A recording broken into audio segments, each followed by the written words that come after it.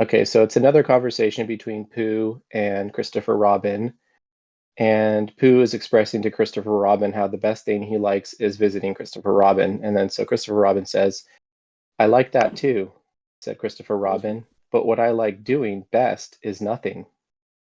How do you do nothing? Asked Pooh, after he wondered for a long time. Well, it's when people call it's when people call out at you just as you're going off to do it. What are you going to do, Christopher Robin? And you say, oh, nothing. And then you go and do it. Oh, I see, said Pooh. This is a nothing sort of thing that we're doing now. Oh, I see, said Pooh again. It means just going along, listening to all the things you can't hear, and not bothering.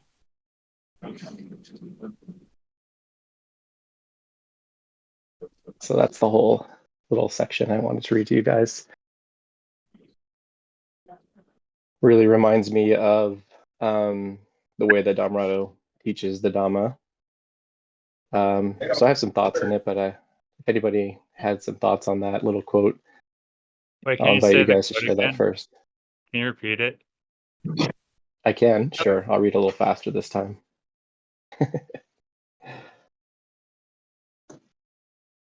All right. So, Pooh tells Christopher Robin his favorite thing is to visit him, and then Christopher Robin says, I like that too, but what I like doing best is nothing. How do you do nothing? Asked Pooh, after he wondered for a long time. Well, it's when people call out at you just as you're going off to do it. What are you going to do, Christopher Robin? And you say, oh, nothing. And then you go and do it. Oh, I see, said Pooh. This is a nothing sort of thing that we're doing now. Oh, I see, said Pooh again. It means just going along, listening to all the things you can't hear, and not bothering.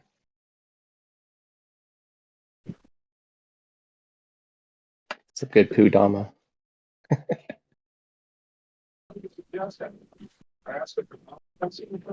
And the reason that it's funny because my wife actually gave it to me, and I was like, that's perfect. But the reason I thought it was perfect is because everybody who approaches the Dhamma comes to the Dhamma, really bringing all of the worldly habits that they've already had with them. And, the way of the world is doing things to get things, placing your happiness in some object, right? When I get the house, when I get the car, when I get the job, when I get my college degree, I guess going back and further, when I finish kindergarten, when I finish elementary school, when I'm done with school, then I'll be happy. So happiness is always at the end of some goal or some achievement. And then we come to, and so that's what Buddhadasa called materialism, right? The way of materialism, where we believe that happiness or freedom or joy comes at the end of some material pursuit, some concrete objective pursuit in the world. And then we encounter either an experience, we have some kind of, painful experience, or we're suffering to a certain degree, or we have some kind of big mystical experience, or we just encounter a teaching and it gives rise to a non-material feeling, and then we start pursuing that.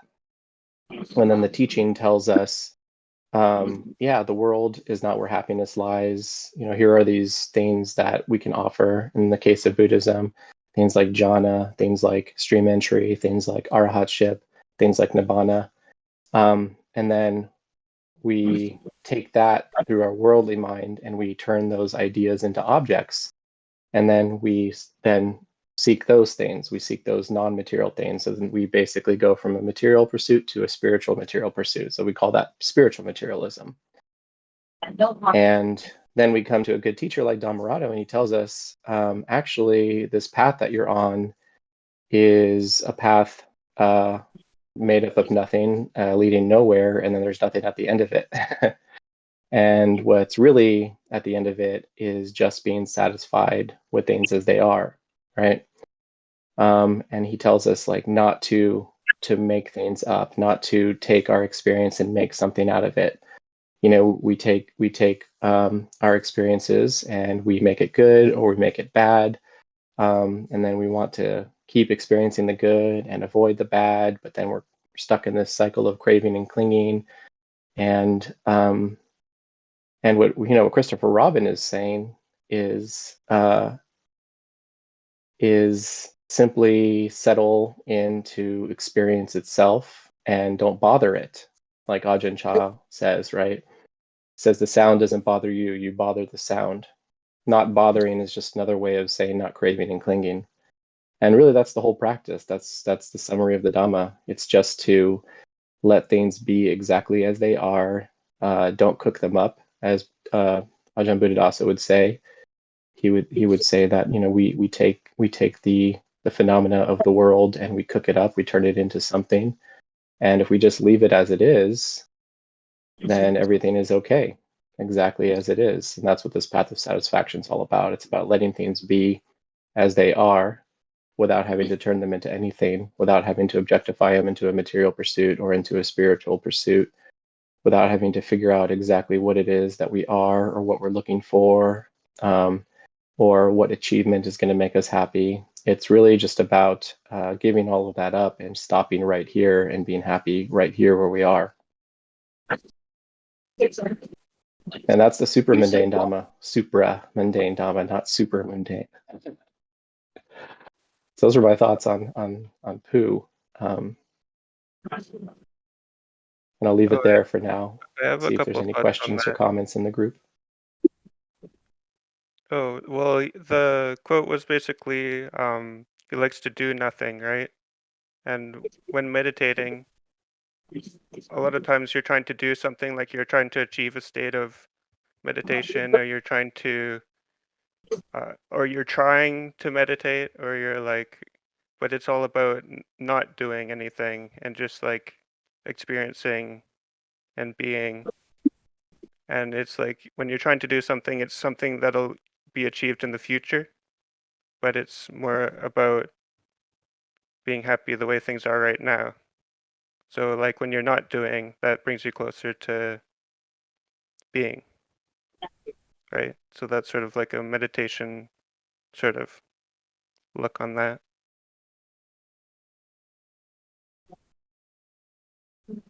Yeah, I would say that that's accurate the way you put it.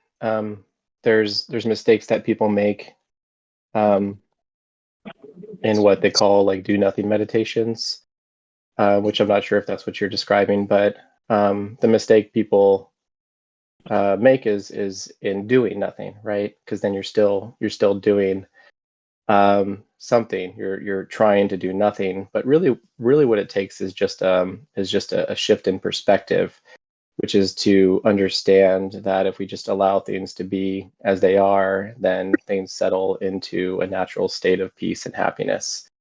So we don't have to do nothing. We can do whatever we want as long as we allow things to be what they are and keep watch over the mind. Essentially, how is the mind responding to the activities of nature? I like to think of everything as the activity of nature. The Buddha talks about the khandhas, the 5 khandhas. These are 5 categories of experience, or 5 ways we experience.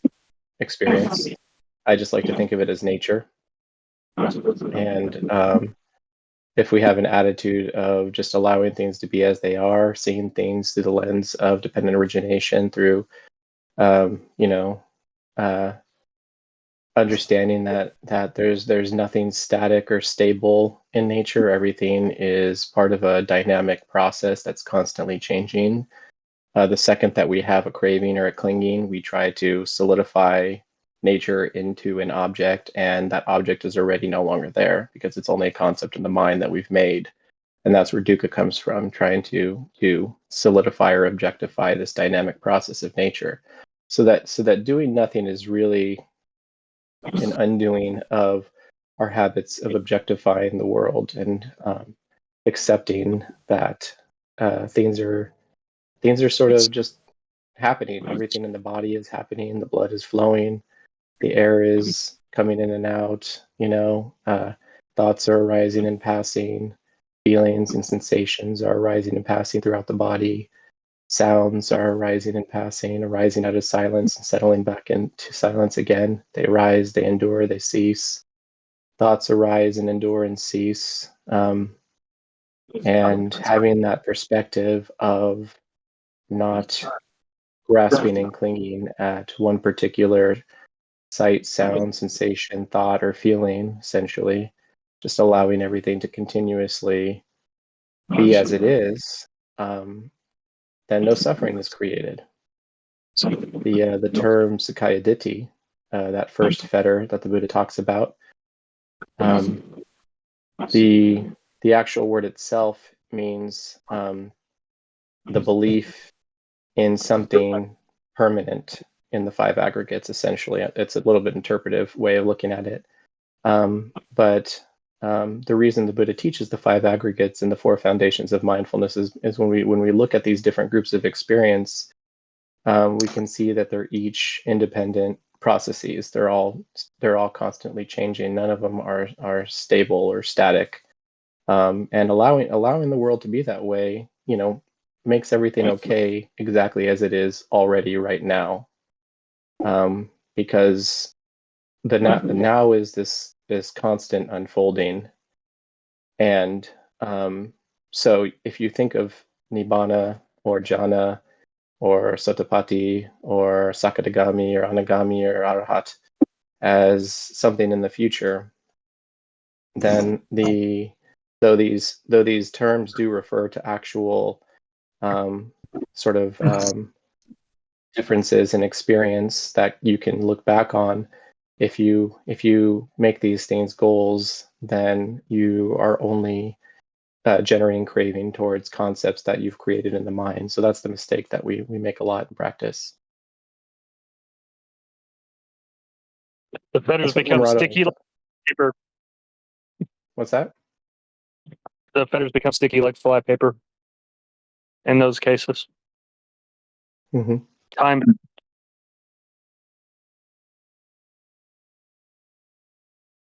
Oh, I guess I can jump in now. Something I like to mention is letting things be as they are is inseparably linked to a term in the Pali that's pretty much the same phrase, but the beginning is different. So yata bhuta jnana dasna, and the translation of this is knowledge and vision of things as they actually are. So knowledge and vision of things as they actually are is like a fancy way of saying seeing clearly now that there's no problems, nothing to worry about. So as a byproduct of that knowledge that everything's okay, everything becomes my boss is calling me. Sorry. That's okay. Good demonstration of anicca. Impermanence. I have something to add about the do nothing technique. Well,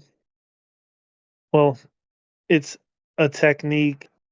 It can be looked at that. The instruction set I got from Shinsen Young, he says, whenever you have the intention to change your attention, drop that intention. And the second thing to do is let whatever happen happen. So it's like a non-doing, but there's a little bit of doing involved with Doing that sati. particular technique.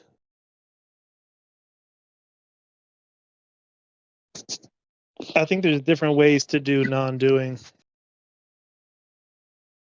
Yeah, I think Like right the effort. non-doing or the do nothing is really misleading, because we do a lot of doing here, right? We, in fact, the element of choice, as I see it, and the Buddha's teaching is very heavy on karma, not in the sense of the magical karma machine, as Dhammarato likes to, as Dhamma likes to call it, the karma machine in the sky. but that that we actually do have the ability to make choices. But choice is something that is on a sliding scale, essentially. For one, it's not completely free, right? We can only choose out of the pool of experiences and knowledges that we've had in our conditioning. And every time a new concept comes into the mind, a new choice is then available. But it's dependent on that concept or understanding. But the ability to actually choose, the ability to actually change one's relationship to the world, to change your attitude, to make the decision to be happy now despite what circumstances arise, that's something, if we look at it through the polytext, that's something that actually comes with stream entry, right? Before stream entry, if we're going to use that framework, just for the sake of conversation at the moment, we live our lives at the mercy of unconscious evolutionary drives that the Buddha calls craving, right? The mind runs towards what is pleasant, it runs away from what is unpleasant, and it spins around what is neutral or what is neither pleasant or unpleasant because it's used to chasing what feels good and running away from what feels bad. It gets confused and indecisive about what is neutral, it gets doubtful. And we're completely subject to our conditioning because we don't have enough mindfulness and wisdom to know that we can actually, take a look and make a change, as Dhammarato puts it. The Noble Eightfold Path that follows the first three of the Four Noble Truths comes about from seeing conditionality, right? And this is that knowledge that allows us to start choosing. But we have to know sort of where we can make a change, and we can't change nature, but we can change our internal response to nature. Pretty much all of the Buddha's teachings are about internal phenomena. So when the Buddha talks about renunciation, he's talking about renouncing craving and clinging towards an object. When you renounce craving and clinging towards an object, the object naturally falls away. You don't actually have to. If you keep your craving and clinging and just deny yourself the object, and as Dhammarato says, you try to keep the rule and then you resent it, it builds more dukkha. There's not much freedom in that. So yeah, the point I'm making here is that we are continuously making choices in this practice. We're no longer allowing ourselves to be dragged around by craving and clinging, by greed, hatred, and delusion. Instead, we're using the knowledge that we gain from these interactions, from talking to Dhammarato, from reading the Dhamma, from reading the suttas, from our practice, from talking to our Dhamma friends. We use the knowledge that we gain to, add to that pool of choice. And then we use mindfulness to remember that knowledge and wisdom or discernment to know exactly where and when we can apply that knowledge. And to put it simply, it's just to continuously remind ourselves not to make problems out of the way things are, to continuously remind ourselves that every problem that we have, every negative feeling that we have, every belief that we carry as a hang-up is something that we've been convincing ourselves of our entire lives because somebody else convinced us of it.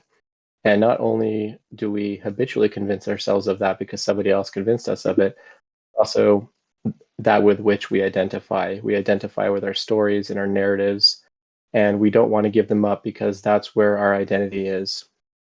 Identities like, my one of my bosses hates Pearl Jam. She can't stand to listen to Pearl Jam. She'll never listen to how good Pearl Jam is. Anyway, that's a minor example. But the point is that we see how the stories we've been telling ourselves our whole lives that we grasp and cling to because it's part of our identity or because of part of our cultural narrative or because we don't know that we can't do otherwise.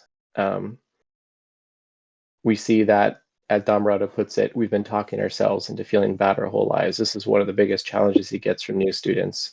If I tell myself everything's okay, if I tell myself, it's a beautiful day, everything is fine, not a worry in the world, no problems, aren't I just lying to myself? Well, no, you're not lying to yourself. You've been lying to yourself your whole life into making yourself feel terrible, feel like you can't be happy or shouldn't be happy until you get what you think you need. And now you're introducing sort of a counter narrative to undo all of those lies. And the idea that everything is already okay brings you much closer to the truth of reality. And then when you get to the point where you start feeling that, yeah, everything really is okay. Everything is okay exactly as it is. You're sort of right there in a very calm, clear, happy mind. And then even that thought, it is no longer necessary. Essentially, you just can allow things to be as they are.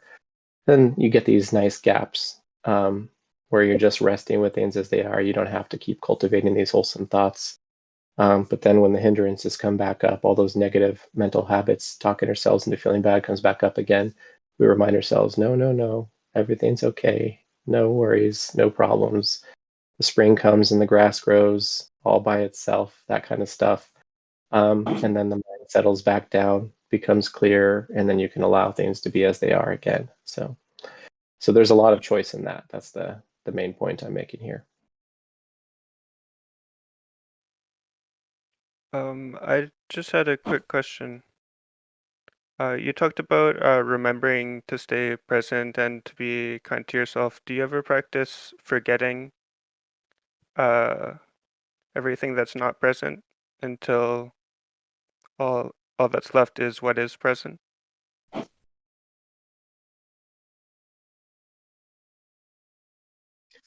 A great question. And the way you put it is interesting. What you're describing is what in early Buddhism is called sunyata, right?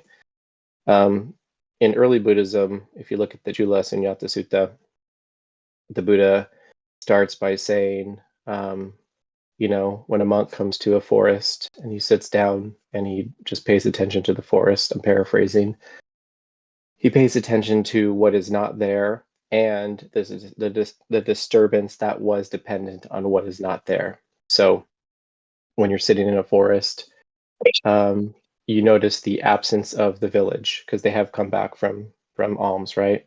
So when the monk comes to the forest, he notices, okay, there's no village here. And the disturbance that was dependent on the perception of village is also not here, right? And that's his first entry into emptiness, is what the Buddha says. And then it goes through layers and layers and layers. It starts in the outside, and then it goes, through perceptions of different aspects of the body, and then different activities of perception. But what the Buddha is saying is that emptiness in that regard, he uses emptiness in one other way in the early suttas, but emptiness in that regard is what in modern times we call radical phenomenology, meaning that the mind only tends to the presence or absence of phenomena. So our normal way of being is that we're always carrying experiences outside this moment in this experience, and the disturbance is dependent on those experiences. So if I just walked into this garage to have the Sangha call, but previously, I got into a fight with a family member, and a non-emptiness would be, I'm talking to you guys, but I'm sitting here thinking about that, and I'm experiencing the dukkha that depends on that perception. But the emptiness of that perception is, I'm not thinking about that. I'm only paying attention to what I'm saying to you guys. And I'm noticing that since that perception is absent, the dukkha dependent on that perception is also absent. So you're training the mind to notice that that experience is only made up of phenomena, right? Which is what the mind has constructed in experience. And that we habitually include irrelevant phenomena in our experience from the past, from the future, carrying the past, worrying about the future, goals in the practice, judgments about ourselves, judgments about the world. That's all that non-emptiness, right? So emptiness is quite radical in early Buddhism because of what it is it's an extreme presence, as you put it, a forgetting, right? Meaning that the mind is not holding what's not here. It's an absence of what's not here. And that is a really, really powerful practice. So that's how I would respond to that.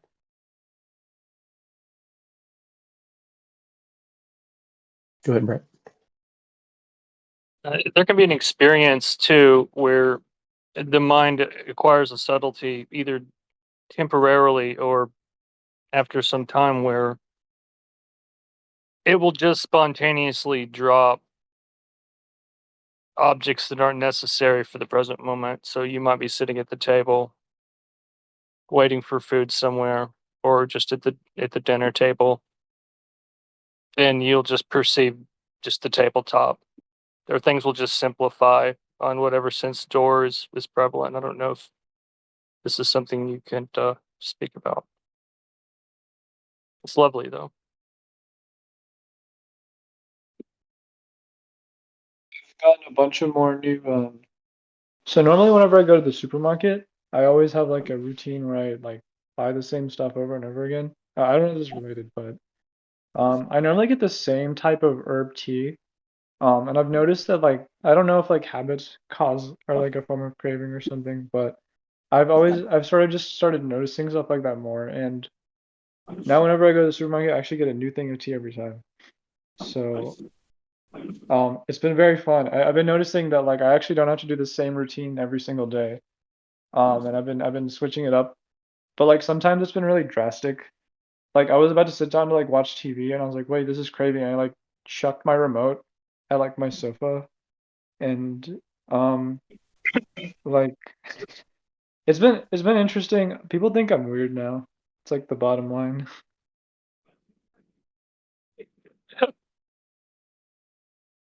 Yeah, there's many people that think it's insane to be happy, satisfied.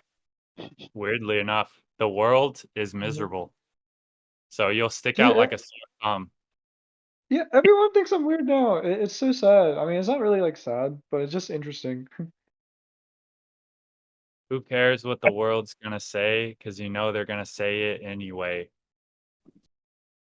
You know, Okay. you know how Dhammarato The says, eight worldly wins. Mhm. Gain and loss, fame, or is it four? praise and blame, Praise and fame and blame, disrepute. fame and disrepute. So these are the wins that are going to go up and down, and Pleasure no of matter how happiness and good you do, sadness. no matter how good of a person, how good you do, owning up to your mistakes, people are going to love you. All of a sudden, they're going to hate you. Okay, and this is not self, not me, not my problem. You know, something to remember. You're in this world, but you're not of the world. You know how Dhammarato says, this used to drive me crazy, and maybe I'm making up my own interpretation here, but I think it's correct. You know how Dhammarato says he challenges the narrative, those who don't work don't eat. Here's how I interpret that now. People believe that you can't have anything without having earned it. And the number one thing that people don't believe that you should have without having earned it is happiness. If you walk around being happy for no reason at all, it's going to offend everybody you meet. And if you tell people that you're happy for no reason at all, it's going to confuse them. It's going to catch them off balance. Some Annoy people will them. look at you with suspicion. Yeah, but also, I think in the beginning, when you start to feel this freedom and this happiness that is causeless, because really, in my opinion, that's what the Dhamma is. It's the understanding that true happiness is causeless. That, you know, as Anya Kandanya realized, is the first one to express that phrase when the Dhamma eye opened, that anything arising from a cause is subject to cessation. So that basically just that one insight, if it's full and complete, the mind will completely put down the world because it'll realize that nothing whatsoever is worth holding on to, because nothing that arises from a cause lasts for more than a second, really. And not just that, but the pleasure that you have towards an object is extremely impermanent. So that one insight is the core transformative insight in the Dhamma. All things that arise from a cause, including your pleasure towards an object, is subject to cessation. All things subject to arising are subject to cessation. And the realization of the Dhamma is the deathless, the birthless, the timeless, right? It doesn't arise from a cause. And when we put down our craving and clinging and we see what's left, we see that there's just this deep upwelling of happiness. But it's not the happiness that we've been talking about our whole lives that comes when you gain a desired object. It's just this completely unreasonable, causeless joy, delight, sense of lightness, right? Desirelessness, this freedom. There's no tension in the body. There's no tension in the mind. Whatever you do because you need to do it, not because you're being pushed towards it by desire. And that's the delight in the Dhamma. And that's not the way that the reason that this is so profound is because that's just not the way that the world has worked all of this time. It's not the way evolution has designed us, right? And so it confuses people. But what I was going to say in regard to what you were talking about, Shamil, what came up is that at first when we experience this, we kind of want to like splash it around. You know what I mean? And that can be kind of rude, actually. That actually can be kind of rude. And because we eventually need to get to a point where we don't need to like splash our happiness all over people. We need to kind of, we can be happy and not allow ourselves to be pulled into other people's dukkha, but we don't have to make a show about it. And that we can sort of be sort of like a calm, open space. People are comfortable around that, right? They're comfortable around a sense of spaciousness. But it's totally normal in the beginning when you've sort of been a slave to moods and habits, and you start to experience that freedom to really want to show it off, And I think that's sort of the stage where you start to get negative reactions from people. But that starts to subside, and you'll find that everywhere you go, people are comfortable around you. People are smiling at you. People want to talk to you. They want to be around you. Dogs want to be around you. Kids want to be around you. Dogs is the funniest one, for sure. Dogs especially. Yeah. I'll leave that Even. there. Cats usually just want to fuck off and have nothing to do with you, but they might even come up to you and circle around your legs, purr a little bit. They might come when you fall. Some cats. Yeah. My cats know when I'm meditating and they come up to me. They know, right? Right. Yeah. Yeah, they know when I'm in a meditative state. They want to be around it. Yeah. But that's weird about state, like an alternate state of consciousness. How I view sometimes I'm in a meditative state, and other times, I'm not. And then there's like craving for it. But then I laugh that away. I guess that's part of the path. Maybe with time it'll go away. Yeah, in the past, I've fantasized that California was a meditative state. Maybe took a pilgrimage, attain some state, but nah. States are things that are subject to arising and therefore subject to passing away. So states are not things that you want to identify with or cling to. You don't. I think of it as standpoint. They have this concept in social science of standpoint. It's sort of where the locus of your it's where your sense of self is, kind of. But Ajahn Chah talks about this, and I'm trying to remember what talk it was. I think it was either the path of peace or the way things are. But Ajahn Chah talks about, mental states are part of those 8 worldly winds that, including meditative mental states, that Scott was talking about, the last one being happiness and sadness. Any positive experience falls under the category of happiness or pleasure, I would say. pleasure and displeasure is a better translation, because I think of happiness as being what we experience when we actually understand the Dhamma, being that causeless joy. But yeah, states, mental states, meditative states are things that are subject to arising, that things that are conditioned. This is the fourth tetrad of Anapanasati. You spend the first tetrad calming the body and realizing that the breath is the body conditioner, and by tranquilizing the breathing, you tranquilize the body, and then that gives rise to pleasant feeling, piti and sukha, and then that pleasant feeling calms and clarifies the mind, and then you'll get the realization that feeling is the mind conditioner, right? That's the first three tetrads now. And that's where we start to understand how to sort of purposefully give rise to certain conditions in the mind.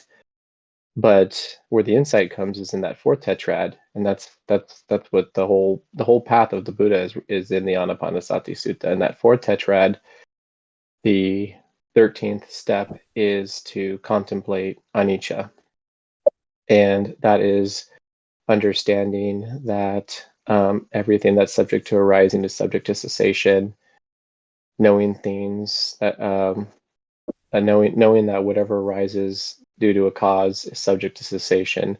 So the tranquility of the body, its relationship with the breath it's the different feeling tones in the mind, the piti, the sukha, just the whole relationship between all of those foundations of mindfulness. And when impermanence is understood deeply, that's sort of the doorway into the Dhamma, right? That's the doorway into understanding dependent origination, understanding that nothing that arises due to a cause is permanent, and so that's the perception of anicca, and that gives rise to dispassion. That's the 14th contemplation in Anapanasati. Dispassion is when you no longer have passion for something. Passion is what gives rise to the sense of self. It's what gives rise to the world. So that dispassion leads to cessation, nirodha. That's the cessation of clinging. And the Buddha summarizes suffering as these 5 aggregates are constituents of experience afflicted by clinging. So dispassion leads to the cessation of clinging. That leads to nature just being nature. And then that finally leads to renunciation. Buddhadasa calls it throwing back. That's when the mind gives everything back to nature. The way he describes it is, we realize we've been thieves our whole life. We've been assuming our experience, taking it as ours, right? And we realize that everything belongs to nature. Nature is this dynamic, ever-changing process. We give it all back, and then that giving it all back leads the mind through the 7 factors of awakening, culminating in knowledge and deliverance, which is that final liberation where all of the burdens are put down, which is the fetters being broken. So that's what the Buddha is referring to when he talks about the deathless. It's when the mind doesn't generate any type of craving or clinging. So it doesn't matter what worldly mental state arises and passes. It doesn't matter what jhanic or meditative mental state arises and passes. It doesn't matter if someone says something nice to you or something terrible to you. Everything is always already okay, exactly as it is. And that's that coolness of nibbana. It's when you've just put everything down. There's no questions that need to be answered. There's no objects that need to be acquired. There's no meditative state that needs to be cultivated. There's no attainment on the path that needs to be gained. All of it gets put down.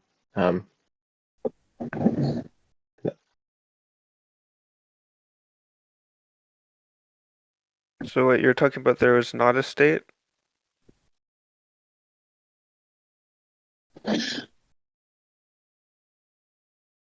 What the Buddha refers to as the deathless is when the mind doesn't bother, the mind doesn't make things, it just allows everything to be as it is.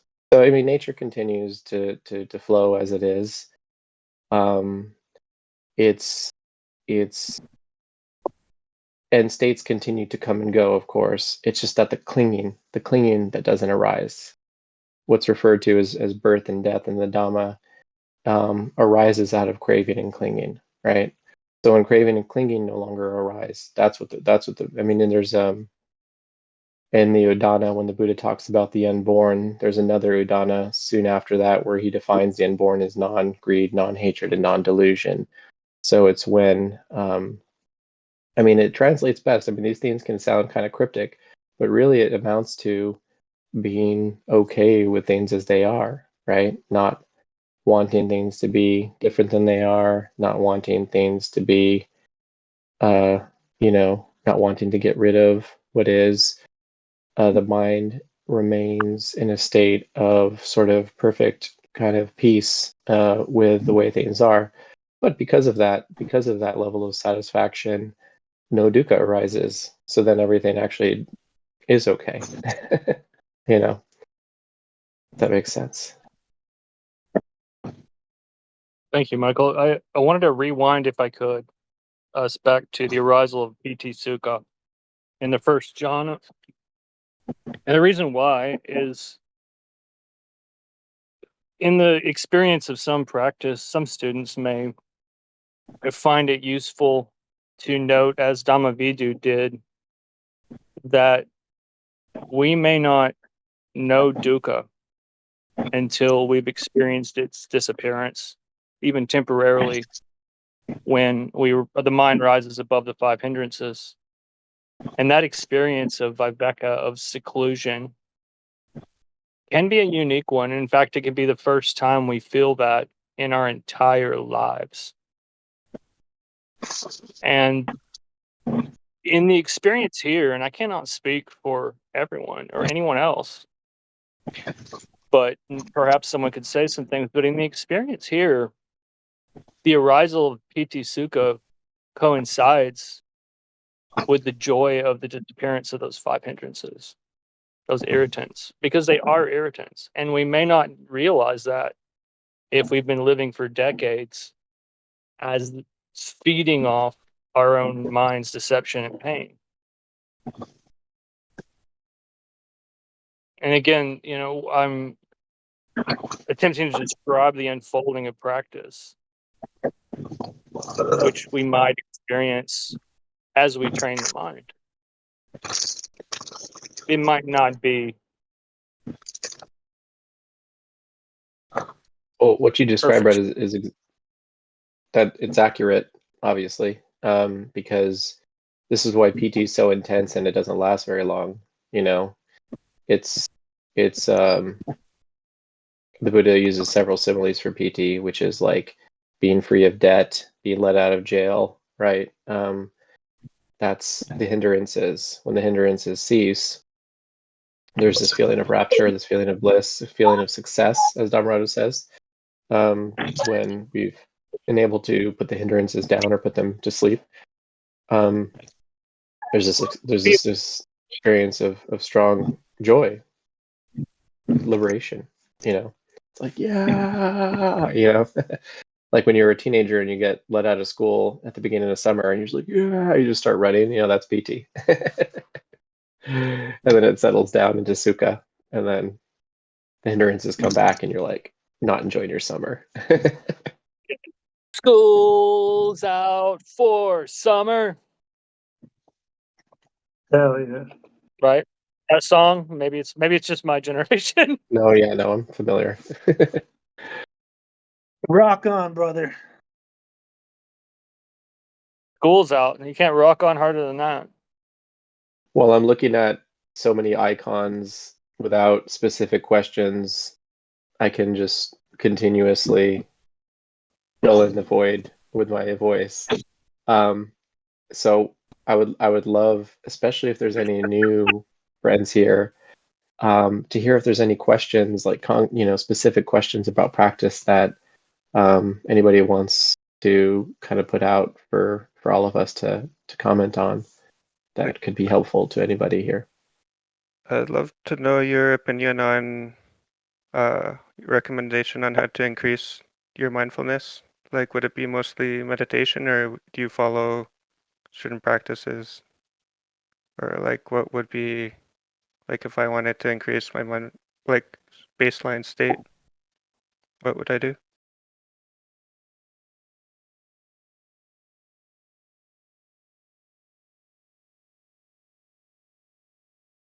I felt like Michael Clark was going to answer that one. I don't know if I was just looking too hard there. Okay. I was looking to see who our new guests are. I'm gonna call you guys out here. We've got Kit, the Fiend. Eddie's kind of new still. Yeah, if any of you, any rude, if any of you guys have questions or topics you'd like to talk about, yeah, go ahead, bring them up. Don't be shy now. But yeah, Okay, so Dream Destroyer asked a question about mindfulness, how to increase mindfulness. It's a good question. This is a good question for me, since despite many decades of practice, the ADHD-ness of this brain is still quite strong. But mindfulness, properly translated, is memory, essentially. So memory functions at different levels of experience. The world is wiggly, right? Nature is just, they say that 50 million bits of information pour through the senses every second, but we only consciously experience 50 of those, right? So that's a very small percentage. So the organism is processing all of this data from whatever reality is, and based on, in Buddhist language, craving, that's what's selected as experience. But what stitches together sensory experience, Dhammarato likes to use the example of the old movie reels, right? It's like, what is it, 12 frames per second, the old ones, and then the new ones are like 24 frames per second to make it look like a moving picture for us. So our senses are taking in bits of information, and then it's the function of memory, sensory memory they call it, that puts that together. So that's sensory memory that gives solidity to sensory experience. And then working memory is what gives continuity to experience. It's working memory is what makes it so that when you take a step, you don't forget the last step. Like, you're not constantly lost, essentially. Without working memory, you'd be constantly lost. It's the kind of thing that gets degraded in certain diseases with old age. And then long-term memory is what stores experiences in certain narratives in your mind, and gives you a sense of continuity throughout your life. So mindfulness, or sati, it refers to memory, and in the beginning, it's a little bit more like working memory, where we're adding more attention to what we're doing, right? To what the body is doing, to what feeling, the realm of feeling, is doing, to what mental states are happening, and to what thoughts are appearing and disappearing in the mind. So just as an example, I have a family member who's very unmindful, I'll say. He's extremely moody. He doesn't notice the negative thoughts that lead to the bad moods, and he doesn't notice the negative words and actions that come out of his bad moods, and he doesn't notice the fact that he's doing this in a cyclical way.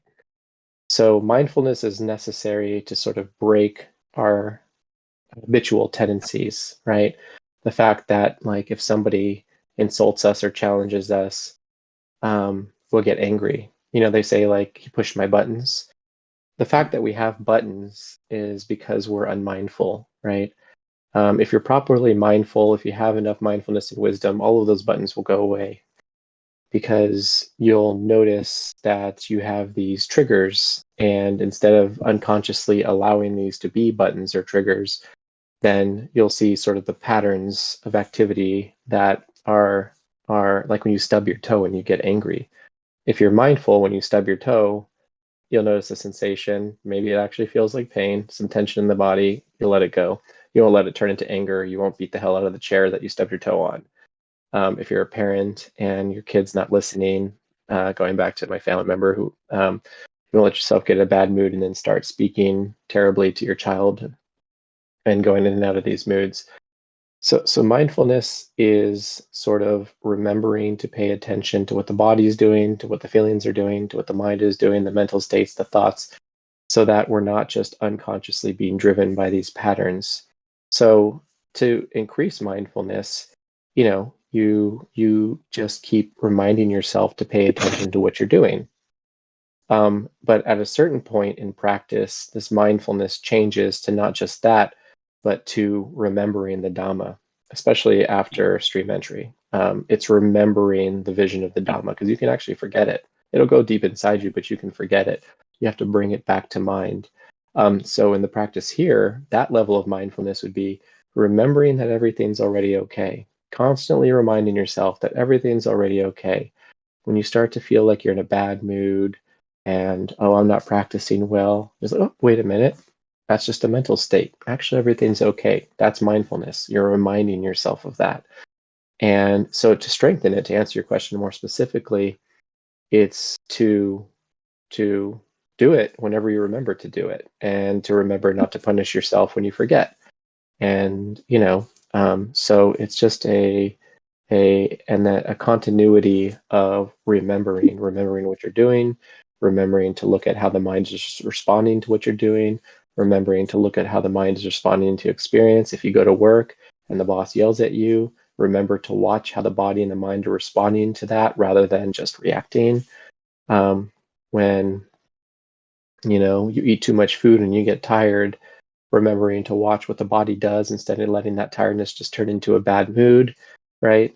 It's becoming conscious, and continuously remembering to be conscious of what's happening. Go ahead, Brett. And to do so, and to remember not to pass judgment while you're doing that, and not to create extra tension, to become hyper vigilant in your awareness. Mm-hmm. That's an important point. Remembering not to pass judgment. Okay, thanks. Not I to- appreciate your explanation. Yeah, when you look at the Satipatthana Sutta, it makes it look like it's object-oriented, but really the foundations of mindfulness are just like mnemonic devices. So in the Buddha is like, be mindful when standing, when bedding, when reaching, when sitting, when urinating and defecating. It's not like you have to be aware of every sensation that happens as the body moves.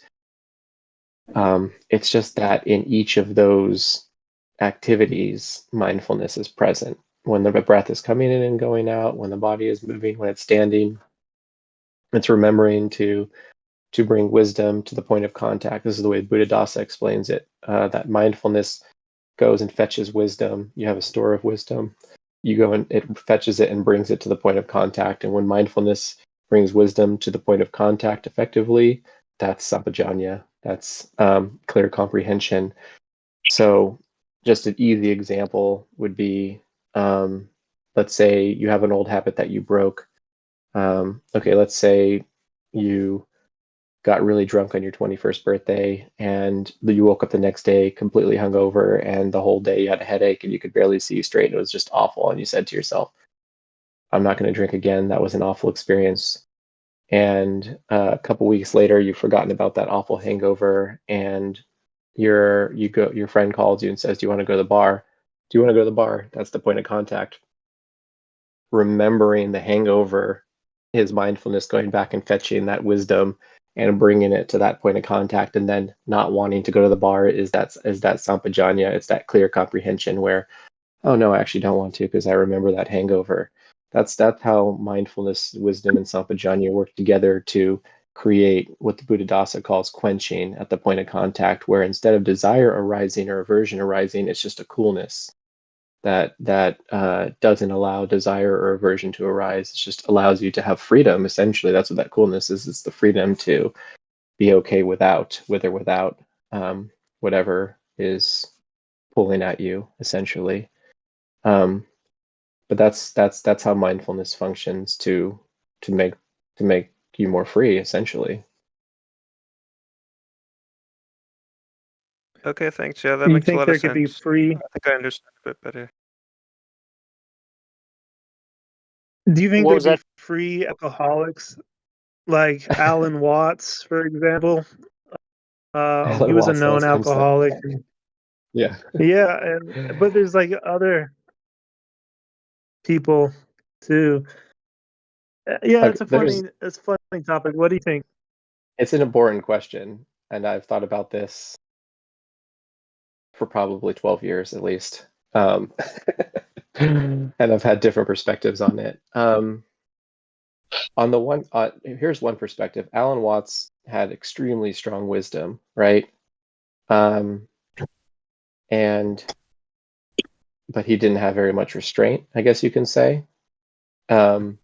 So I guess you can say he's a good example of why the Noble Eightfold Path has to be complete to lead to full liberation. Because if Alan Watts was completely cool and satisfied, he wouldn't need to be drunk, right?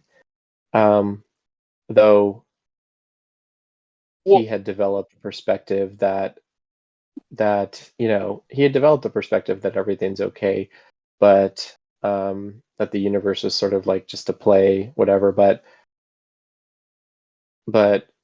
yeah, I mean, it's sort of a place you can get stuck in the middle of the path in a way. I think, like, if you don't have the sense restraint to accompany the wisdom. So yeah, I don't know. It's hard to talk about that. Brett, were you trying to say something? Can I say something or not? Yeah, go ahead. We awaken where we are, and I don't know anything about Alan Watts' personal predilections, but I do know. I mean, listen to a lot of his speeches, and what I don't know, but he did. He had a beautiful voice. He was a beautiful speaker, and he enjoyed his talks because they went on for hours. And He called luckily, himself a Yeah. spiritual entertainer. yeah. There is such it- a thing. Sorry, go ahead. No, go ahead and finish. No, what I did find, and I was kind of hesitant to mention this, but the interviews that I read with some of his family members were at least they were more helpful to me on the path. Yeah, so yeah, I mean, if there's such a thing that the Buddha called a negligent sotapanna. So a sotapanna has already seen the Dhamma, right?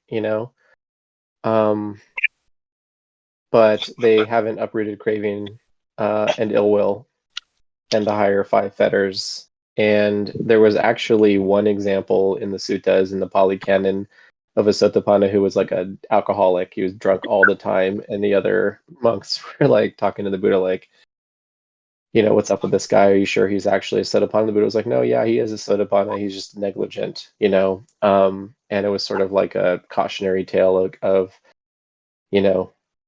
dropping the practice too early. It's sort of like you're in the raft and you're halfway across the flood and you're like, maybe you just kind of lay down in the boat instead of getting to the shore, or maybe you just get off the boat and sink. I'm not sure, but yeah, I mean, the best way I like to respond to the Alan Watts question is like, he's a good example of the path factors not being in balance. Too much wisdom, not enough virtue. Not enough, maybe not enough samadhi either, because samadhi really comes when the wisdom and the virtue come together, they culminate in samadhi. And a mind that has all of the Noble Eightfold Path working in balance is not going to move towards something as gross, gross, as alcohol, for sure.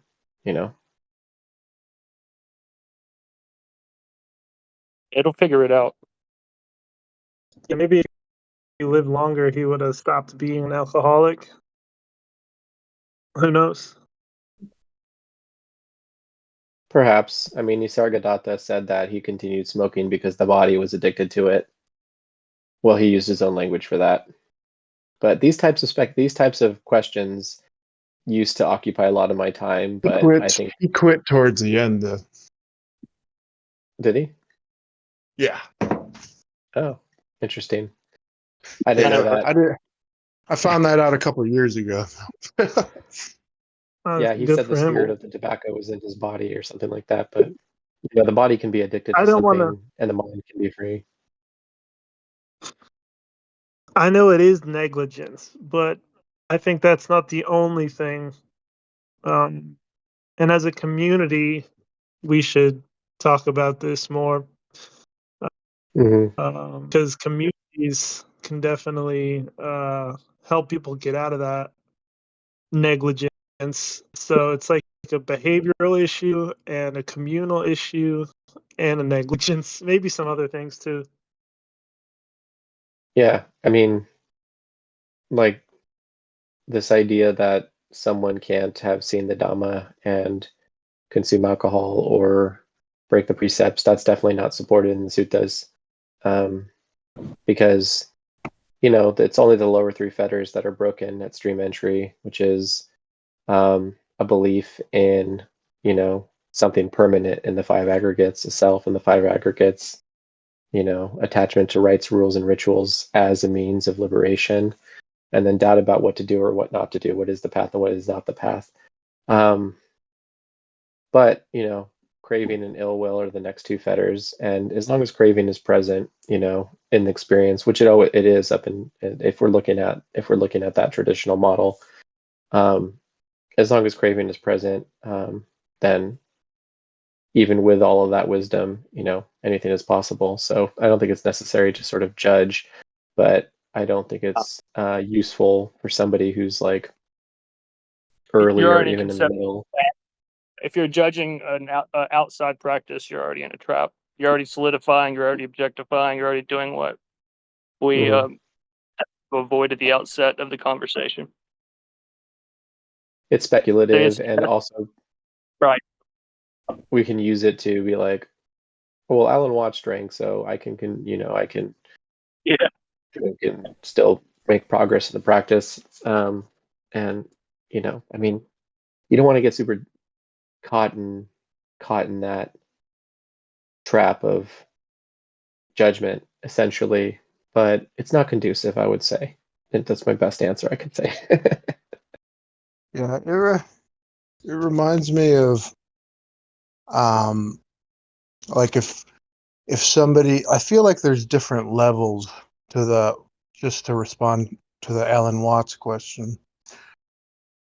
It's like if somebody, I say like the first level would be like your ordinary people, and if they come, let's say, across like a pile of candy, the typical people in this example would just like jump all over the candy like dogs, like hungry ghosts. Okay. And then like a second level up would be somebody who comes who's like very spiritual, very disciplined, and they want the candy, but they don't take it. Mm. And they can sit there their entire life and not take the candy, but inside they really want that candy. And then there's another higher level up still, which is somebody who comes across the candy and looks at it more like something that they may need at particular times, and then they might take a little bit of candy, and they're like a very, very disciplined person, but they don't allow themselves to enjoy the candy while they take it. They might just need it for sustenance, But I think, in my opinion, it doesn't matter about the quantity of what you're taking. What matters more is your relationship to it. So to me, the highest level would be somebody who comes across the candy and just sees the Dhamma. And what is the Dhamma in this instance? It would be, oh, it's just food. It's not gold like the hungry ghost thinks it is. It's not another spiritual step on the ladder, to gain more spiritual materialism or spiritual status. It's just food. So if he's hungry, he'll eat it, and he'll even enjoy it, or he might not touch it if he doesn't feel like it, depending.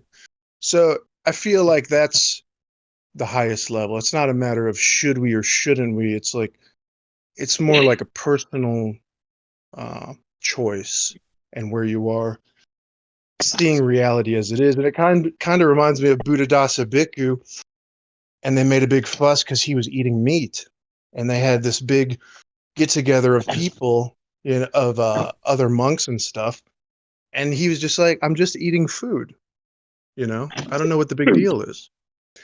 And that reminded me, I'm like, wow, that's the highest level. It's like he saw reality as it was. He didn't see it as a religious thing. He didn't see it as gold. He didn't see it as shit. He saw it as food, as what it was. And that's the Dhamma, here and now, you know? Yep. Beautifully stated. Thank you. I was thinking while you're saying that,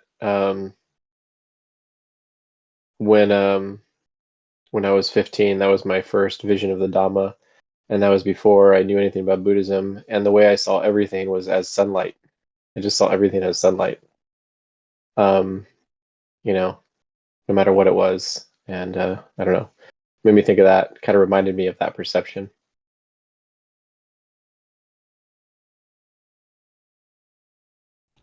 Nice.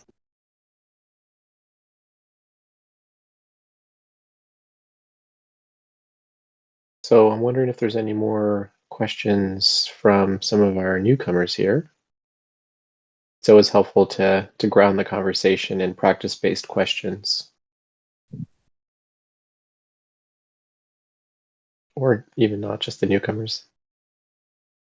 As we practice and as we age in the practice, we will find out, and many of you will, I promise, discover that the reality of what we navigate with the Dhamma, with our lives, and then when these things unfold, they're much more nuanced than the maps. And things are the chitta, the mind. It's actually simple, but what we will have to navigate is not always going to be theoretical. It's not always going to tell like a nice story.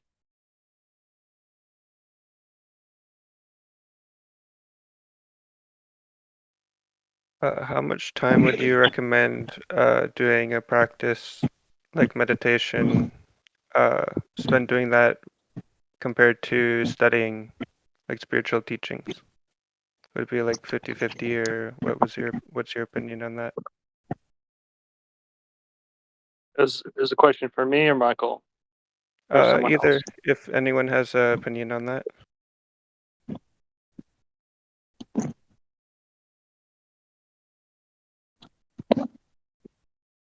I feel that question is a bit related to what Brett just said, because it really is personal. Yep.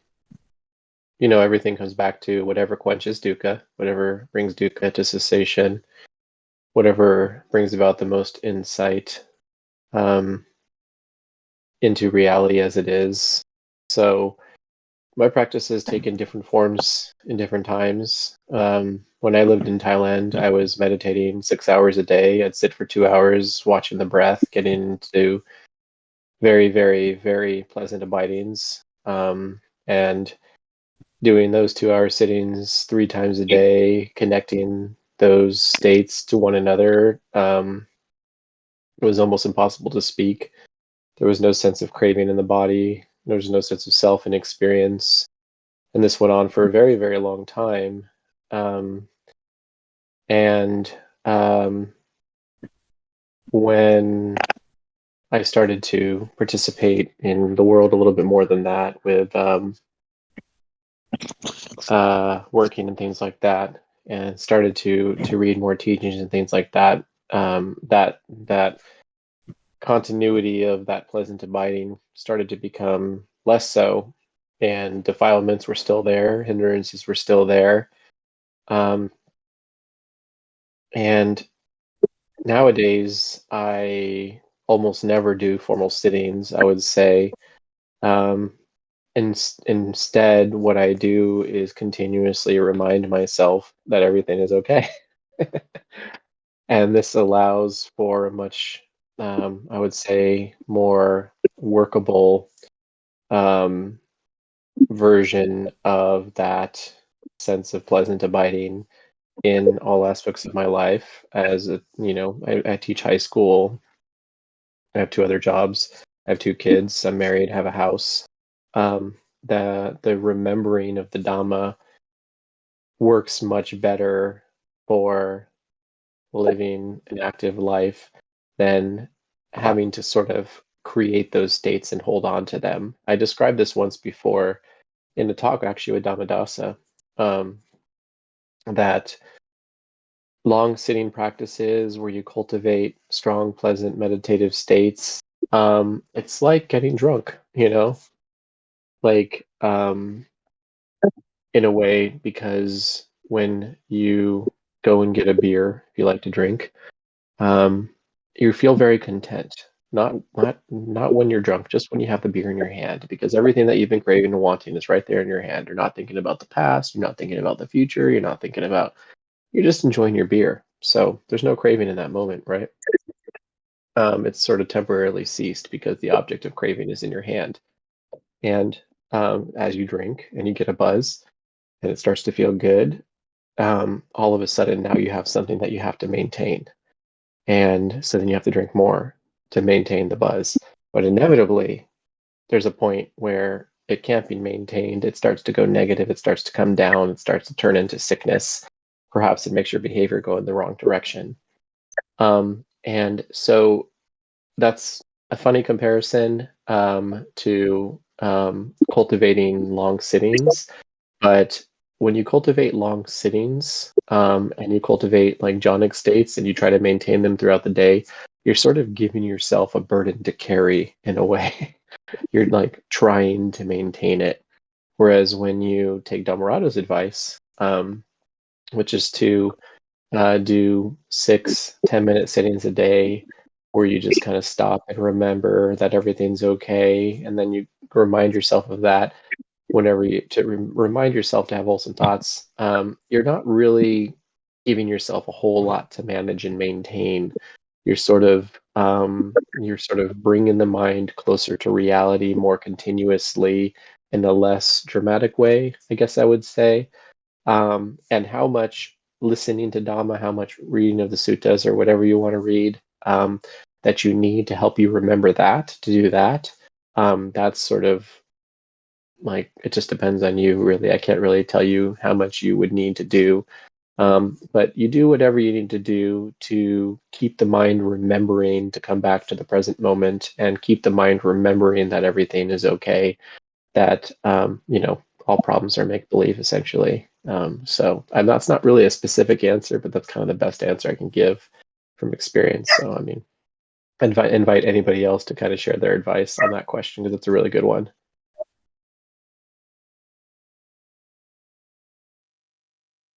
Okay, thanks. Yeah, because I'm usually I feel pretty good most of the time. I feel satisfied.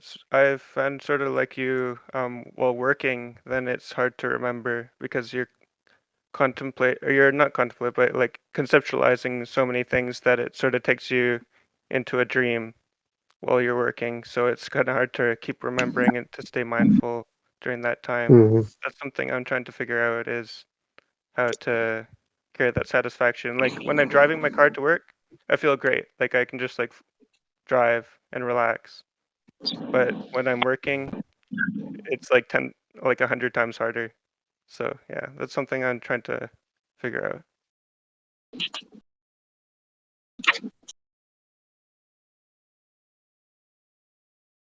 Whatever your first priority is, you become, as Robert Adams said. So when you're on your way to work, you're probably in your best Dhamma kind of state, And when you get to work, you're in your kind of boss's mental state of hurry up and get stuff done, and that becomes your first priority. That's why not working is ideal, but a lot of people have to. So, yeah, just do the best you can, I guess. I don't know. And then also having a priority in your mind is also something you're conceptualizing as well, so that can be sort of hinder your satisfaction as well. Well, if it's a priority that's not causing dukkha, that's the priority you want to lean towards. Yeah, that's right. Okay, I appreciate your advice. I'll think about that. Yeah, no problem, bro. Yeah, don't have to take the work seriously. Can have fun at work instead. Yeah, like it's like sketching with a pencil. You don't have to bear down to do your sketch.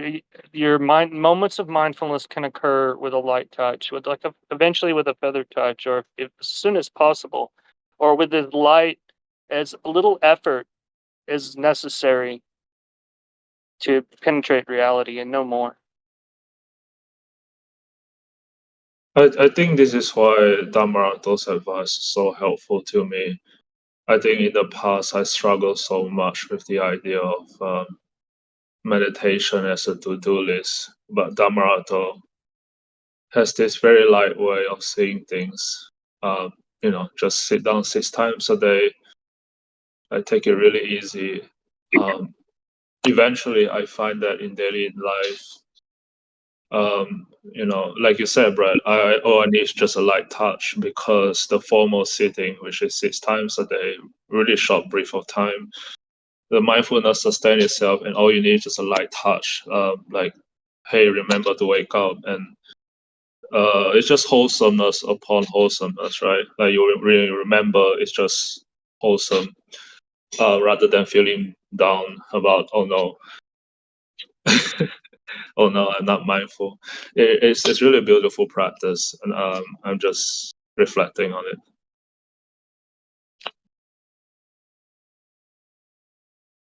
Yeah, also just remember, Dream Destroyer, that we can't be without concepts while we're practicing. The Buddha said to think of the Dhamma as a raft. It's something that you have to put together and use to cross the other shore. But if you're afraid to kind of construct anything at all, then you end up in a conundrum. But what I really wanted to comment on is what Dhammadasa said about, is it Richard Adams you said that, but whatever is your highest value is what you become, or your highest priority is what you become. And what I noticed from going back and doing a deep dive into all of Dhammarato's discussions with students is he just has a religious devotion to being satisfied. Nothing shakes him on that point. And the way I take the word satisfaction is to be desireless, and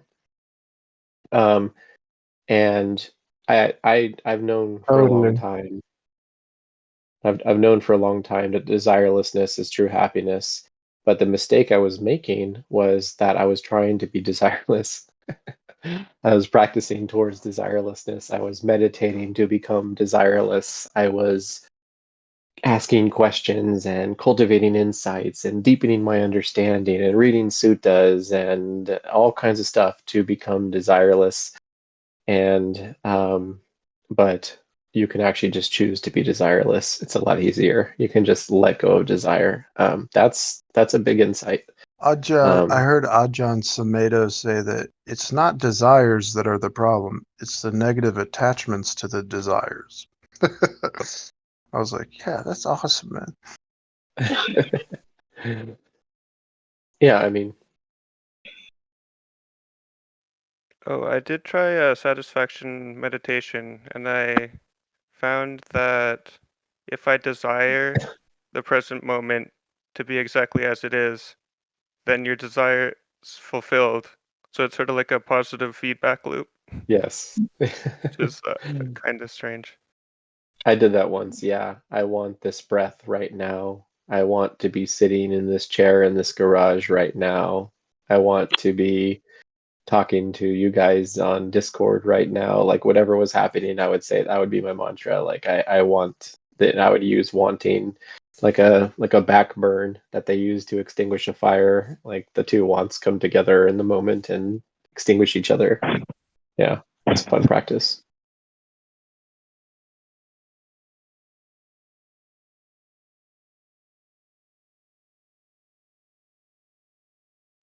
I appreciate your advice. I'll see how this next week goes, and I'll let you guys know if my week's gone any differently. Yeah, and the mind's gonna wander, it's gonna happen. And like something I used to overlook that Dhammarato would say, but I try to go back to as much as possible, kind of like a mantra, is when he was saying, I think it's a Goenka quote, but he was saying, when the mind wanders, just never mind, start again. Come back to the breath, come back to the doorway of right here, right now is good enough. Everything's fine. And I just love that. Never mind, start again, and saying it in a very nurturing way. It is very helpful to me. I don't know if it will help you, but Okay, thanks. Well, I gotta get going to bed soon. I get up at like 4:30, 5 o'clock, and it's like 9:30 now. So yeah, thanks for having me here. I'm gonna Yeah, sign thank out. you for joining us. Have a great night. Do you guys put Yeah, up Dhamma. stickers? I know I used to put up like reminders all over my wall and have like alarms on my phone for like certain meditation stuff. It was helpful. I don't do it much anymore, but I'm thinking about bringing it back. What's your It could be experience on whatever's that? helpful. The need that timers mark the calendar and organize the practice. That comes and goes. So I think I would say in the spirit in the practice here, it's come and gone time to time. But it does seem to be an experience that was more endemic to the past here too. Yeah, Look at I the find a calendar. structure healthy. Look at the calendar. Today's another holiday. Let's celebrate. Yeah, yeah. But when I get a little too loose with structure in my life and I do whatever I want whenever, I notice more craving and clinging and sensory desire. Um, so like it's nice to know, hey, there's a Discord call at whatever 11 p.m. for me. Uh, it's like there's clock time, human made clock time, and then there's like universal time, timeless time, like the time of the oceans and the cosmos. And I like to balance, organize what I can. Yeah, I'm glad you brought up the thing about, oh yeah, there's a Discord call today or a Sangha call today that I can join. I mean, Sangha is the great reminder, Yes. and it's Yeah, one of the easiest ways to tell if you are bullshitting yourself or not. Just go hang out in Sangha. Very and true. you definitely don't want to do whatever you feel like doing as far as like alcohol, drugs, smoking, not taking care of responsibilities. Like I would, definitely recommend no alcohol, no drugs, and yeah. Um, like structure is so interesting because the Buddha did say something about like be responsible for your own action, something like that. So think of structure in a wholesome way rather than something restrictive. something that is helping you. Like we have to have a good relationship. Something I think of like is the with ourselves, right? Like inner child, whatever you can call it. The more we carry like structure rather than seeing as an obstacle is a way to practice. Because like Mikey said, like today is not a holiday, so shouldn't this also be another good day to practice? And tying back to what Dhammadas said, your priority is what you become. So if the becoming is to be satisfied, then structuring in a way that doesn't lead away from towards the lower level of satisfaction, right? There's a kind of satisfaction that's very lower realm and doesn't last long, and we all know what that is. Like hedonistic lifestyle is something that comes to mind. So yeah, structure in a way that's helpful to you, that's fun, that's not restrictive. Yeah, I think it sometimes it comes down to how you understand the word satisfaction as well. And for me, satisfaction, like I said, means to be not wanting, like without desire. And usually our satisfaction comes after we've acquired something. And if you pay really close attention to that process, you realize that the pleasure that you get from any activity or object is actually the pleasure of desire coming to cessation, because right as you reach that thing you wanted, the desire for it ceases, and that's the pleasure you get. But then we misattribute that pleasure to getting the object. But because of that ignorance, the mind creates new desires, because it starts to think, okay, happiness, is, or pleasure is in acquiring objects, but true pleasure, true satisfaction is just in the non-arising of desire or fear. It's a sense of freedom in that non-arising. And that's the third noble truth. The duty to the third noble truth is realizing that, noticing that, right? The first noble truth is to understand dukkha, to understand what dissatisfaction really is, that we're caught in this cycle of wanting things that we don't have, not wanting things to be the way they are, being in a state of doubt and confusion. The second noble truth being, well, actually, I kind of just described the second noble truth, come to think of it. With the third noble truth being, yeah, the third noble truth being the cessation of desire. But the Buddha says that, you have to fully understand dukkha, you have to abandon wanting things you don't have, that craving, and you have to realize the cessation of dukkha, meaning that you have to actually notice when the absence of craving is what happiness really is. So you have to train the mind to notice that and to settle there. That's what satisfaction is. You have to train the mind to be happy, being satisfied. You don't just you don't just cultivate satisfaction and then you go, oh great, that was great satisfaction. What's next? Because then you've just gone from satisfaction into dissatisfaction. You have to then return back to being satisfied, or keep returning back to being satisfied. That's the core mindfulness. That's the core sati, right? Returning to being satisfied, and knowing that, fleeting pleasures ultimately lead to just more cycles of dissatisfaction. I thought I saw Brett raise his hand.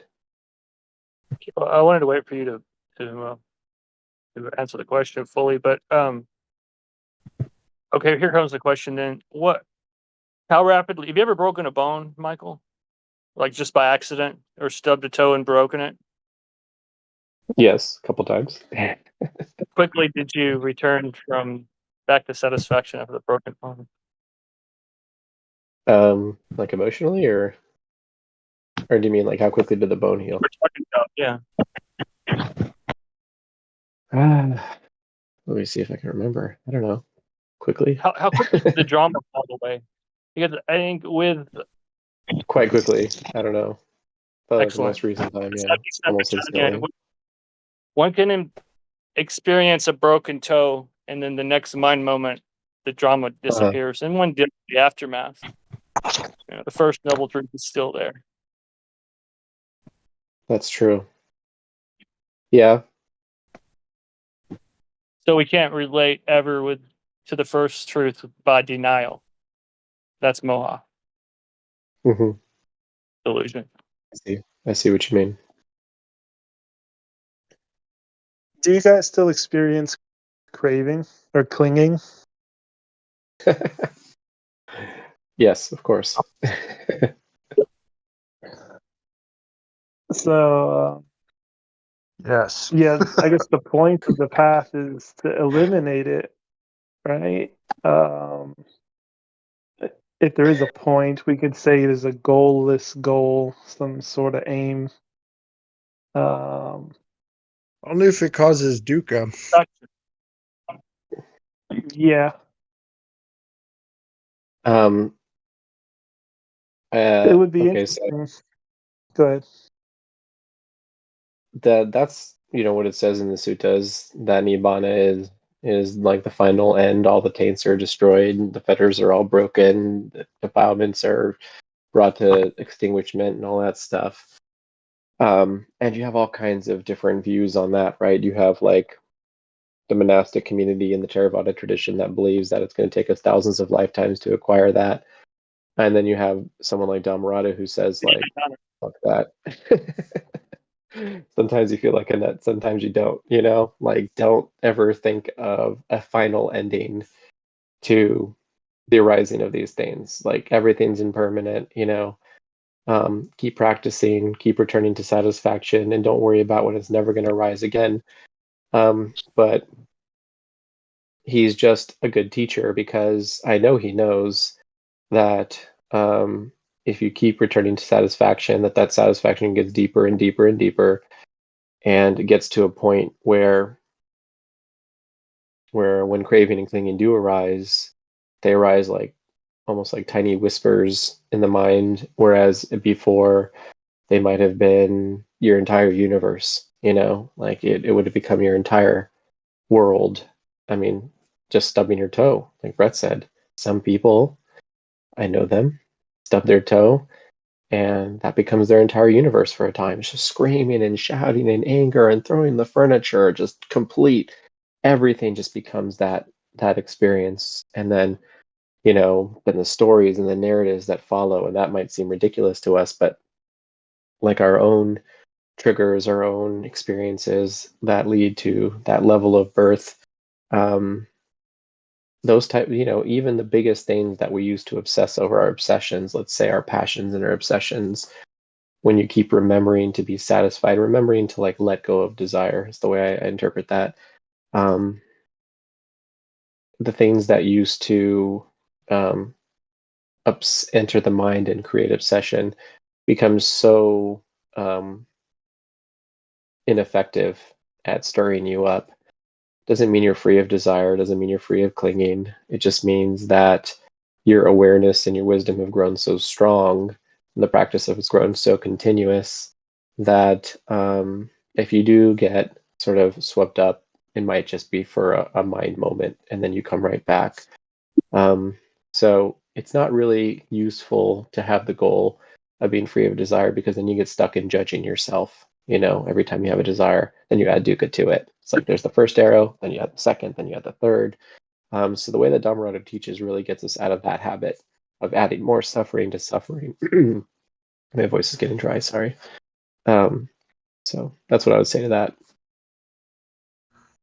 And it reminds me of, I always think for a lot of the Westerners, the good Christ metaphors or quotes are always good too. Like when Jesus would meet a horrible sinner, tax collector, whatever, he would always say that phrase we all know is like, okay, you're forgiven, now go forth and sin no more.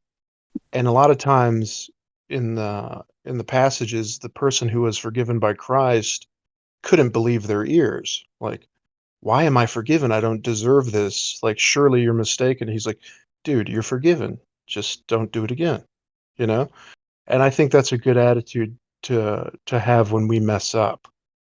It doesn't give us an excuse to keep messing up, but it does remind us like, hey man, it's okay. Just go forth and sin no more. Like go forth, try your best, you know?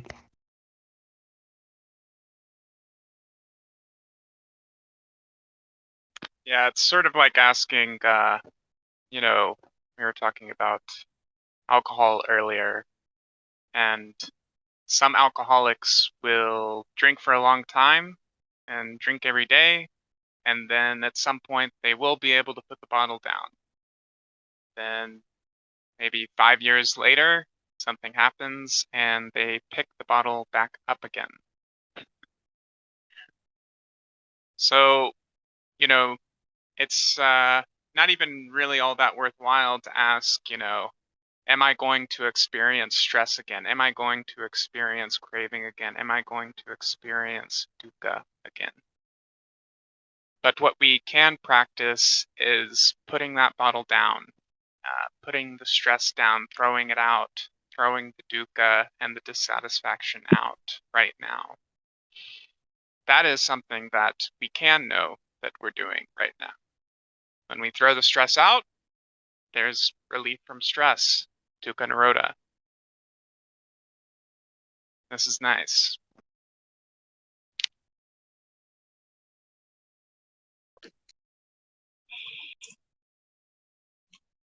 Something I still catch myself doing is thinking about future dukkha, as if like it's gonna help, but it's still dukkha. I've never seen or experienced future dukkha. Mm. Yeah.